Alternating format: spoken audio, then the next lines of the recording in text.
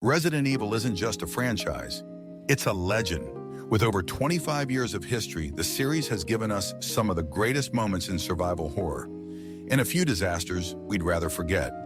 Today, we're ranking the main games in the saga, from the ones that shine as Capcom's finest achievements to those that feel like the result of an identity crisis. And just a heads up, this is going to get controversial. Let's dive in. 14. Resident Evil 6, 2012. On paper, the idea seemed promising. Multiple campaigns catering to different playstyles, Leon, Chris, Jake, and Ada, all somehow tied together in a story of zombies, conspiracies, and absolute chaos. Sounds ambitious, right? Well, first we have Leon's campaign, which was supposed to bring back classic horror. You start off with a dark, eerie atmosphere, even witnessing the president turn into a zombie, and then suddenly, you're blowing up helicopters and outrunning a derailed subway train. Chris, on the other hand, spends half his time barking orders at soldiers and the other half mowing down hordes of enemies. Oh, and the game tries to force some tragic backstory about guilt and alcoholism because he lost his squad in a bioterrorist attack. But let's be honest, it's handled so poorly that it barely adds anything to the game. His encounter with Leon is cool, sure, but completely pointless in the grand scheme of things. Then there's Jake Muller, the brand new character, and Wesker's long-lost son. He's supposedly immune to the C virus, and his campaign is a bizarre mix of generic chase sequences, awkward hand-to-hand combat, and a desperate attempt to make him a cool anti-hero. Spoiler alert, it didn't work. Finally, we have Ada Wong's campaign. She's here to be mysterious, seductive, and tie up loose ends. Except all she really does is remind us how much of a mess the story already is. In short, Resident Evil 6 is as ambitious as it is disastrous. It tries to justify its Michael Bay levels of action with a convoluted bioterrorism plot, but ends up collapsing under its own weight. It's not a survival horror game. It's not even a decent action game. In the end, Resident Evil 6 turned into a Frankenstein's monster of the franchise, and not in a good way. 13. Resident Evil 5, 2009. If Resident Evil 6 was a complete disaster, Resident Evil 5 was the beginning of the downfall. The moment Capcom started forgetting what made the franchise special in the first place. The idea was clear. Replicate the success of Resident Evil 4, but bigger, louder, and with more close-ups of Chris's absurdly oversized biceps. In the process, though, they ditched the horror in favor of mindless action. That said, Resident Evil 5 does have its merits. The co-op gameplay with Sheva is genuinely fun, as long as you are playing with a friend. Because trusting her AI? Yeah, don't. As an action game, it's functional and can be enjoyable if you don't take it too seriously. But that's about where the positives end. The story is just weak. A prime example?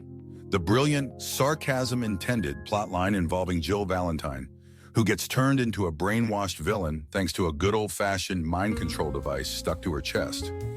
And if that wasn't enough, we have Wesker with superpowers.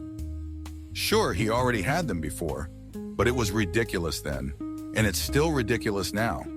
And then we reach peak stupidity, Chris punching a giant boulder in the final battle. Do I even need to say more? The rest of the story?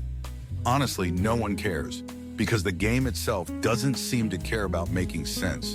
But the real issue with Resident Evil 5? It completely abandons any attempt at atmosphere or tension. There's no more fear of what's lurking around the next corner. No eerie buildup. Just, if something moves, shoot it until it explodes. Is it fun? Sure, in a dumb action movie kind of way. But as a Resident Evil game, it was already so far removed from the series' roots that you could say the hole was being dug right here. 12. Resident Evil 3 Remake, 2020. While Resident Evil 2 Remake was a masterclass in how to modernize a classic without losing its soul, Resident Evil 3 Remake took the heart of the original, threw it on the ground, and stomped on it. Where's the clock tower? Where are the beloved puzzles? Where's that sense of exploration and discovery? Instead of capturing the spirit of the original, the game turned into a frantic, non-stop sprint, barely giving you a moment to breathe before throwing you into the next action-packed set piece. The campaign is absurdly short, so short in fact that it feels like a deluxe-priced DLC, and just to rub salt in the wound, Capcom tried to make up for it by throwing Resident Evil Resistance into the package, as if a generic multiplayer mode was what fans were asking for. And Nemesis, the relentless, nightmare-inducing stalker that made us sweat bullets on the PS1, now he's just another generic boss fight. What made him terrifying before, his unpredictable nature and constant presence, was completely gutted in favor of scripted chase sequences. As if the butchered content wasn't bad enough, the game was also riddled with bugs. Nothing like a survival horror game where the scariest thing is enemies disappearing due to technical issues, right?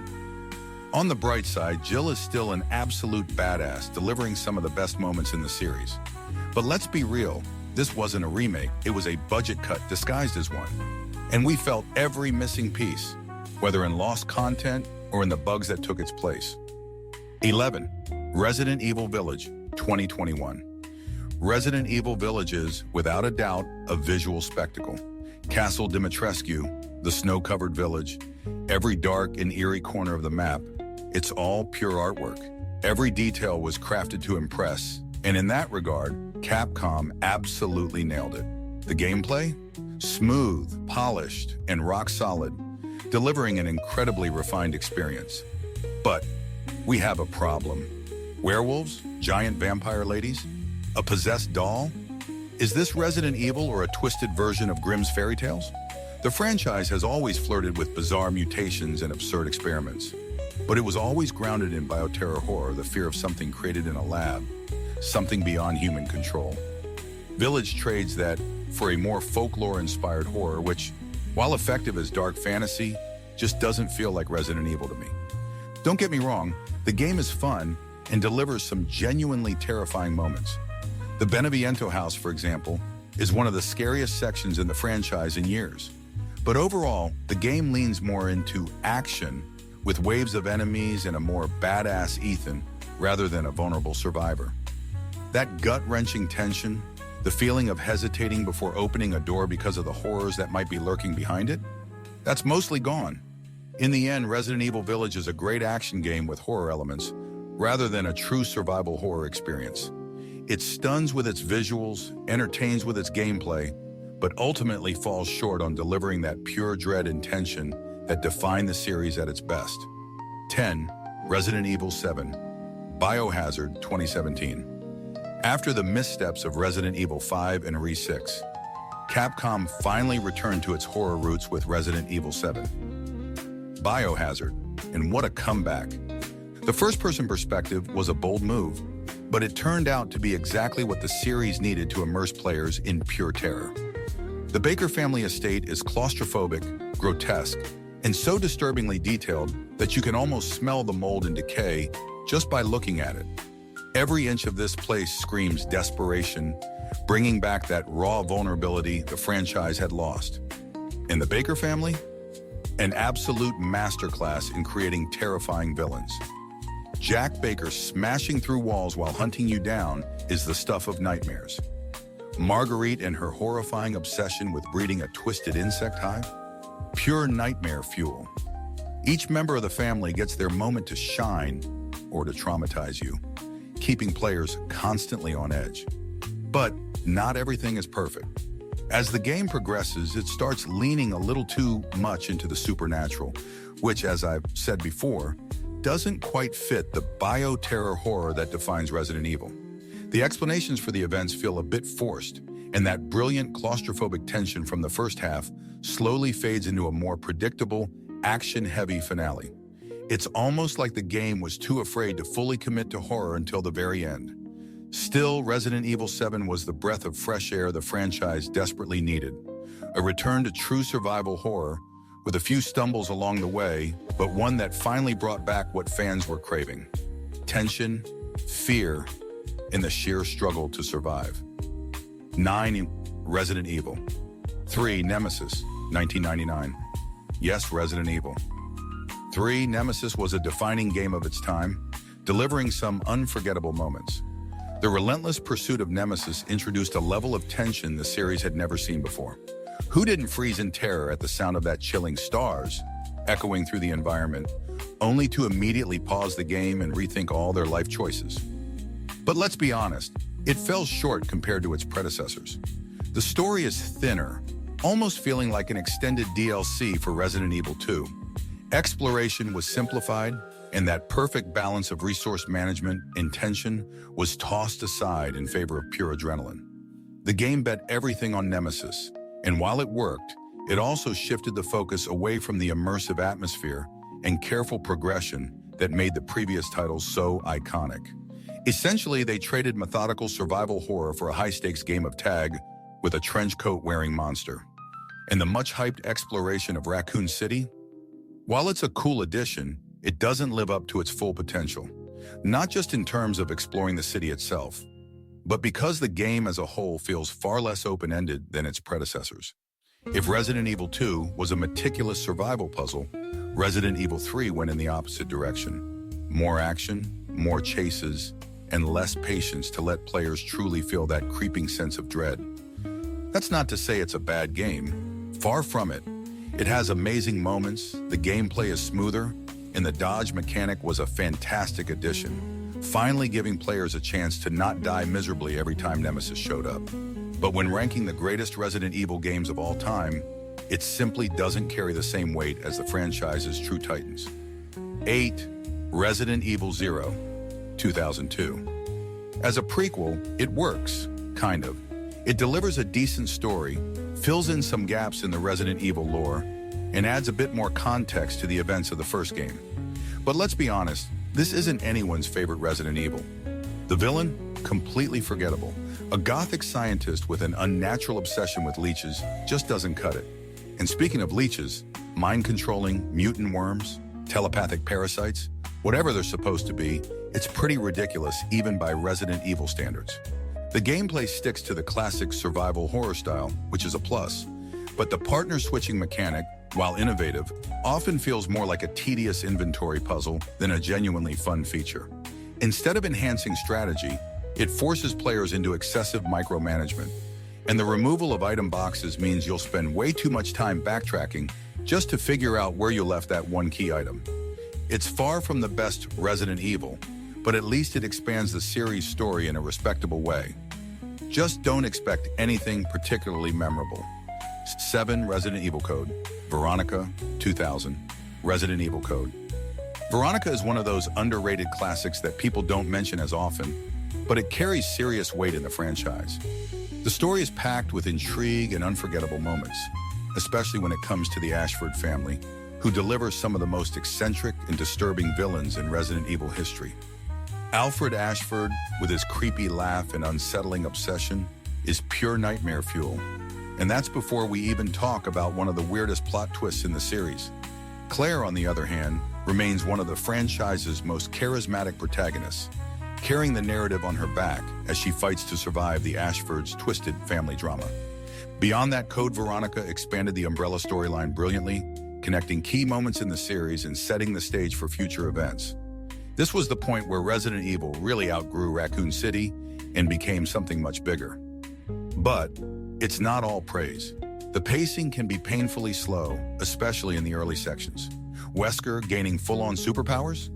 It really tests our loyalty to the series as he shifts dangerously from calculated villain to a full-blown Matrix reject.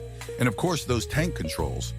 Classic Resident Evil, sure, but they demand patience and dedication that not every player has. Still, Code Veronica is a true Resident Evil experience, one of the most ambitious entries in the series, and one that deserves way more recognition. Maybe one day we'll get the remake it actually deserves. 6. Resident Evil, 1996. Resident Evil 1996 is the father of survival horror.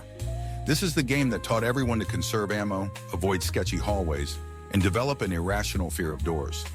Exploring the Spencer Mansion without knowing what horrors lurk behind each corner was a one-of-a-kind experience. Pure tension, amplified by its claustrophobic design, limited resources, and puzzles that range from brilliant to who was the sadist that designed this? And that dark, unsettling atmosphere?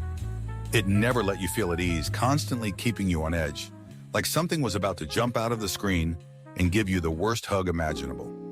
Oh, and Wesker's plot twist? If you played this back in the day, you know how shocking that reveal was. The betrayal, the sunglasses indoors for no reason, an iconic moment. But let's be real, the gameplay and graphics have aged like milk in the sun. The tank controls require a level of patience and adaptation that makes many players give up before their first zombie bite. But hey, as I always say, pioneers are victims of time. Maybe nostalgia plays a role here, but there's no denying this game's legacy. It put survival horror on the map and paved the way for everything the franchise became. Without it, there would be no Resident Evil 2, 4, or any of the other legendary titles that followed. 5. Resident Evil 4 Remake, 2023. I didn't expect to rank Resident Evil 4 Remake this low, but let's be honest, it had an almost impossible task, updating one of the most beloved games of all time. And to be fair, it did a damn good job. The graphics, stunning. The story, expanded and given more depth. The gameplay, smoother than ever. The remake even fixes some plot issues and tweaks certain events to make the story, while still ridiculous, feel more believable. And when it comes to atmosphere, the sense of vulnerability, especially in dark environments, is far stronger than in the original, which leaned much more into all-out action. But it's not perfect. The realistic and uneven lighting, which should build tension, sometimes just gets in the way of exploration. Maybe it was intentional, but I didn't see it as a plus. The new aiming system, where different weapons handle differently, adds more realism. But was it really necessary? The original's laser sight was iconic, even if it didn't always make sense. Of course, these are just technical nitpicks, but the biggest issue with the remake? Leon's transformation into a full-blown ninja. In the original, he was already a trained agent, but here it goes way overboard. Ridiculous dodges, gravity-defying acrobatics, blocking a chainsaw with a knife. It all pulls me out of the experience. Even though, let's be fair, he pulled off some crazy stuff in the original too. And for reasons I can't quite explain, playing the original still feels more fun. Maybe it's the classic case of less is more. The remake impresses, but the original has a charm that no update can fully replicate. That doesn't make it a bad game, far from it. It's a solid, respectful remake that balances nostalgia and innovation. A remake worthy of the Resident Evil 4 name, but maybe one that tried a little too hard to make everything feel more epic. 4. Resident Evil 2 Remake, 2019. Resident Evil 2 Remake came in swinging and almost achieved perfection. Almost. The graphics are flawless, the gameplay is smooth, and the tension never lets up. Who hasn't panicked at the sound of Mr. X's heavy footsteps getting closer? His mere presence added a whole new layer of fear, turning once safe hallways into death traps waiting to happen. But it's not without flaws. Both campaigns are practically identical, aside from some changes at the start and a few tweaks toward the end. The iconic B scenario, which in the original offered major differences, was downgraded to a lightly remixed version of the A scenario.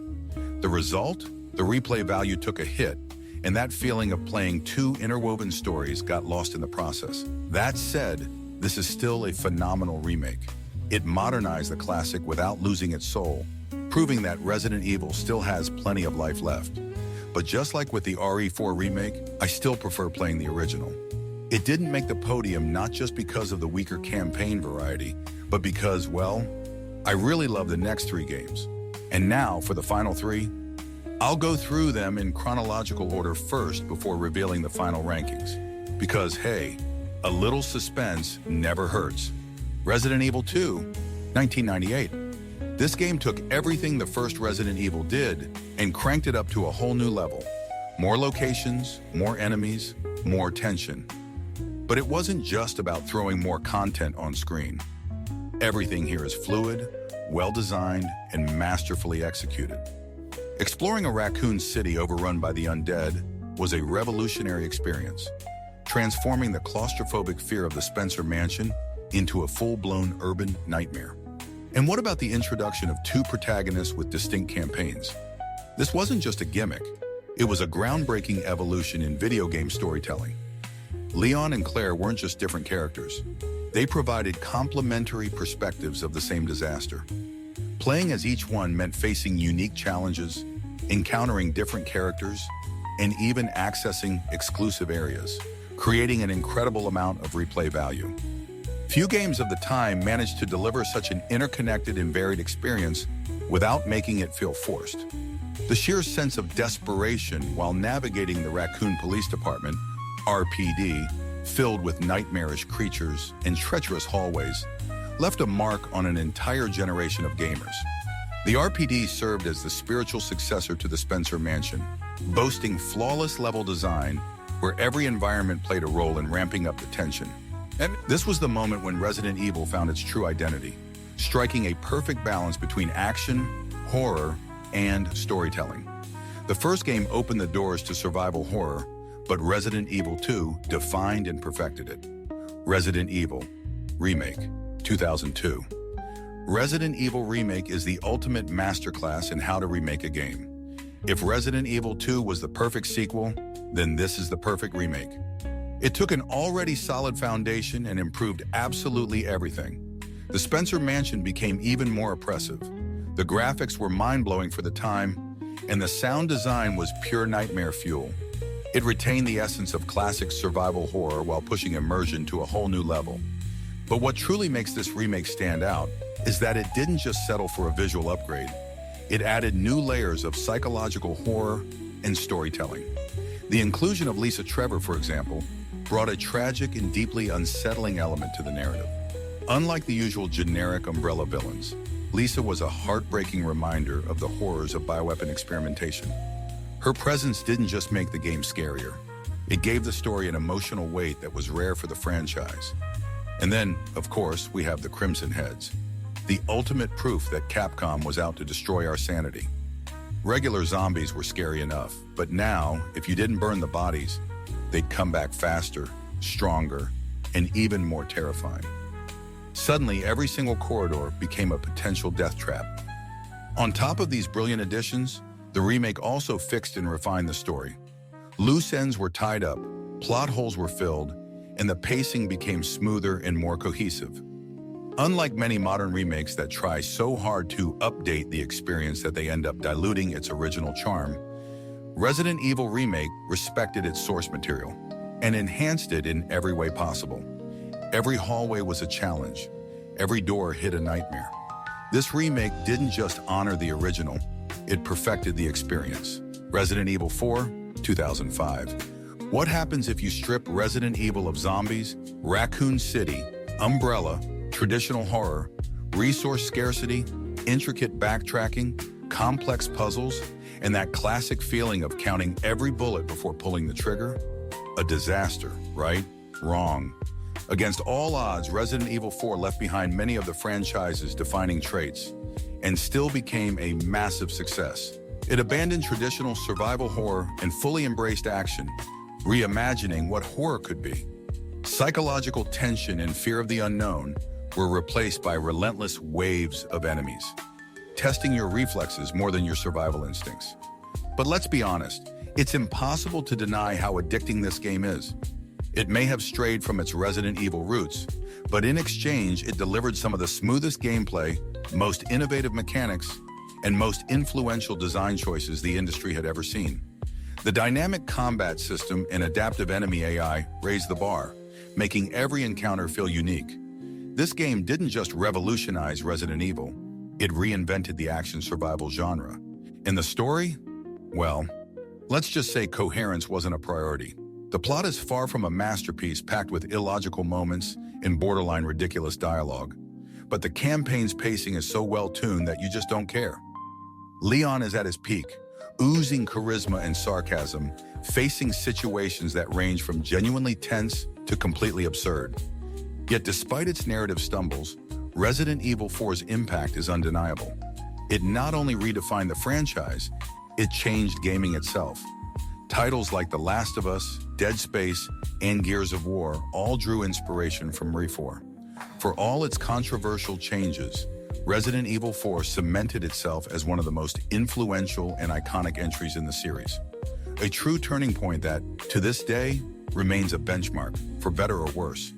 And without further ado, here's the final podium. Third, Resident Evil 2, 1998. As great as it is, the fluid gameplay of RE4 and the faithful execution of the remake weighed more in my decision. Second, Resident Evil 4, 2005. The absurd plot and its departure from the series' core elements kept this game from taking the top spot. First, Resident Evil Remake, 2002. Take an already legendary game and improve almost everything about it. Perfection. Summarizing the ranking, here are the tier list of Resident Evil games with, at the bottom, the only truly bad games. Resident Evil 6 is a messy and disappointing experience. Resident Evil 5 leans too heavily into over-the-top action, forgetting what made the series great, and Resident Evil 3 Remake is a flawed reimagining that squandered a golden opportunity. The good tier starts with Village, a solid game that leans too much into supernatural elements. Resident Evil 7 successfully brought the series back to horror but struggled with a forgettable main character. Resident Evil 3 had the tough job of following RE2 but did well, introducing the iconic Nemesis despite altering some established gameplay aspects. Rounding out this tier, Resident Evil 0 serves as a solid prequel, answering key questions and expanding character backgrounds, despite its ridiculous villain. In the great tier, Code Veronica took the series beyond Raccoon City, expanding the lore with a compelling story. Though Matrix Wesker is hard to take seriously, the original Resident Evil laid the foundation for everything that followed, redefining gaming and delivering an unforgettable experience. Resident Evil 4 Remake fixed many flaws of the original while enhancing its strengths, a great remake for an already great game. Just outside the podium, Resident Evil 2 Remake took an outstanding game and refined it further, elevating both the story and gameplay. At the very top, the Olympus of Resident Evil. RE2 edges out its remake thanks to its distinct dual campaigns, remaining a fantastic game even today. As runner-up, RE4 stands as the most purely enjoyable entry. Despite the remake's improvements, the original is still effortlessly fun and engaging. And at the pinnacle, Resident Evil Remake took the classic and perfected it in every imaginable way. What was great became flawless. And that wraps up our ranking of the best Resident Evil games of all time. The franchise has evolved, reinvented itself, and, through both brilliant successes and controversial missteps, remains one of the most influential series in gaming history. Now I want to hear from you. Which Resident Evil is your favorite? Do you agree with the podium, or do you think some rankings were unfair? Drop a comment below. If you enjoyed the video, leave a like, subscribe, and hit the notification bell for more content. Thanks for watching, and see you next time.